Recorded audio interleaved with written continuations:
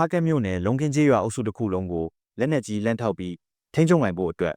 အမြင့်ဆုံးတောင်ကုန်းတွေဖြစ်တဲ့လက်မောင်ကုန်းနဲ့မော်မော်ကုန်းနဲ့နေရာကိုပြန်ရဖို့စစ်ကောင်စီတပ်ကြိုးပမ်းနေတယ်လို့သိရပါတယ်။ဖားကက်မှာမေလကုန်းပိုင်းကနေစစ်ကြောင်းထိုးထားတဲ့စစ်ကောင်စီတပ်နဲ့ငကိုရှိပြီးသားတပ်ဖွဲ့တွေနဲ့ပူးပေါင်းပြီးလက်မောင်ကုန်းနဲ့မော်မော်ကုန်းရှိတဲ့ဘက်ကိုဦးတည်ပြီးလမ်းကြောင်းတစ်ခုကနေစစ်ကြောင်းထိုးနေတဲ့အတွက်နေ့တိုင်းလိုတိုက်ပွဲဖြစ်နေတာ9 ရက်ခန့်ကြာပြီလာပြီလို့ဖားကက်ဒေသခံတွေပြောပါတယ်။ဖားကက်မြို့နဲ့မော်စီစာကျေးရွာကြားမှာရှိတဲ့အမိုက်ပုံရွာနဲ့မော်ဝမ်းကလေးမော်ဝမ်းကြီးကျေးရွာဘက်မှာစစ်အင်အားနှစ်ဖွဲ့ခွဲပြီးစစ်ကြောင်းထိုးနေတာကြောင့် KIA နဲ့ PDF တော်လှန်ရေးတပ်ဖွဲ့တွေက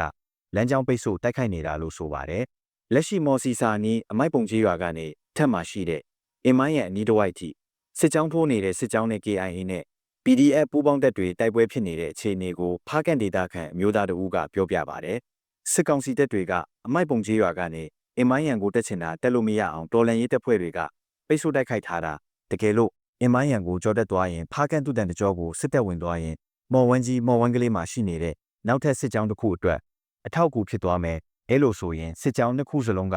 ဆက်လက်လှုပ်ရှားလို့ရသွားပြီလို့ဆိုပါတယ်ပြီးခဲ့တဲ့ဇွန်လ15ရက်နေ့နောက်ပိုင်းမော်စီစာကျေးရွာထဲမှာစစ်ကြောင်းထိုးထားတဲ့စစ်အင်အားတချို့ကိုဖားကန့်ကျေးရွာအုပ်စုမော်ဝမ်းကလေးမော်ဝမ်းကြီးကျေးရွာဘက်ကိုစစ်ကြောင်းထိုးထားပေမဲ့စစ်ကြောင်းသွားလို့မရအောင် KIA နဲ့ PDF တော်လှန်ရေးတပ်ဖွဲ့တွေပိတ်ဆို့ထားတယ်လို့ဆိုပါတယ်ဒါကြောင့်စစ်ကောင်စီတပ်တွေမော်စီစာကျေးရွာနီးအမိုက်ပုံကျေးရွာနဲ့အင်မိုင်းရန်ဘက်ကိုပြင်းပြင်းထန်ထန်စစ်ကြောင်းထိုးနေတဲ့အတွက်နေ့တိုင်းလိုနှစ်ဖက်စစ်တပ်လက်နက်ကြီးလက်နက်ငယ်တွေနဲ့အပြန်အလှန်တိုက်ခိုက်နေတာ3 ရက်ခန့်ရှိလာပြီလို့သိရပါတယ်။လက်ရှိစစ်ကောင်စီတပ်တွေဟာအင်မိုင်းရန်ဘက်ကိုမရောက်ရှိနိုင်သေးပဲပိတ်ဆို့တိုက်ခိုက်ခံနေရဆဲဖြစ်ပြီးမော်ဝမ်းကလေးမော်ဝမ်းကြီးဘက်စစ်ကူဝင်နိုင်ဖို့နဲ့လက်မောင်ကုန်းမော်မော်ကုန်းစတဲ့တောင်ကုန်းဘက်ကိုစစ်ကြောင်းတက်မလာနိုင်ဖို့ဆိုရင်အင်မိုင်းရန်ကျေးရွာကအရေးပါတဲ့နေရာတစ်ခုဖြစ်ရှိနေပါတယ်။စစ်ကောင်စီတပ်တို့လက်နက်ကြီးချပြီးတက်ထိုင်ဖို့ကြိုးပမ်းနေတဲ့လက်မောင်ကုန်းနေရာဟာဖားကန့်ဒေသထဲမှာအမြင့်ဆုံးရှိတဲ့တောင်ကုန်းတစ်ခုပါဝင်ဖြစ်တယ်လို့လက်မောင်ကုန်းကနေဖားကန့်မြို့ဝင်ရန်ကျက်ဆက်ယုံထိလက်နက်ကြီးလမ်းထောက်နိုင်တယ်လို့သိရပါတယ်။ဒါအပြင်လက်မောင်ကုန်းဟာလုံခင်းကျေးရွာအုပ်စုတစ်ခုလုံးနဲ့လက်ရှိ KIA နဲ့ PDF တော်လှန်ရေးပူးပေါင်းတပ်တွေထိန်းချုပ်ထားတဲ့နေရာတွေထိပါ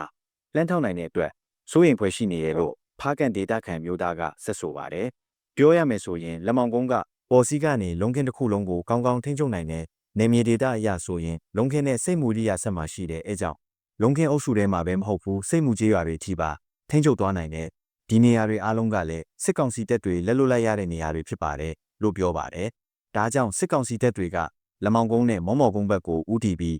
အမိုက်ပုံကျေးရွာနဲ့မော်ဝမ်းကြီးမော်ဝမ်းကလေးလမ်းကြောင်းနှစ်ခုကနေစစ်ကြောင်းထိုးနေတာဖြစ်ပါတယ်။ဖားကန့်ဗျူဟာကုန်းနဲ့ကက်စီစစ်တပ်ကုန်းကနေလည်း KIA တပ်တွေရှိတဲ့ဘက်ကိုလက်နက်ကြီးပစ်ခတ်နေတယ်လို့သိရပါတယ်။ဒီရက်ပိုင်းစစ်တပ်ရဲ့လှုပ်ဆောင်ချက်တွေကိုကြည့်ရတော့ဆိုရင်အရင်ကတည်းကသူတို့ရှိခဲ့တဲ့နေရာတွေပြန်ယူဖို့မရအောင်ပြန်လဲစ조사နေတယ်လို့မြင်ပါတယ်။နောက်ပြီးတော့မြို့ရင်းနေရာအားလုံးကိုသူတို့ပြန်လဲထိန်းချုပ်နိုင်အောင်လုပ်မယ်။ဒီဒေါ်လန်ရေးလက်နက်ကင်တွေကိုတော့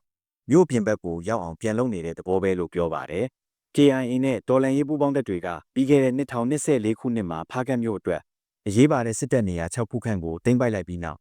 လက်ရှိစစ်ကောင်စီတပ်ရှိတဲ့ဖားကန့်စစ်ဗျူဟာကုန်းမဇွတ်ရန်ထောင်နန့်ကျင်လုံးခင်းမြောက်ကုန်းစစ်တပ်စတဲ့စစ်တပ်စခန်းတွေတာကျန်ရှိနေခဲ့တာဖြစ်ပါတယ်။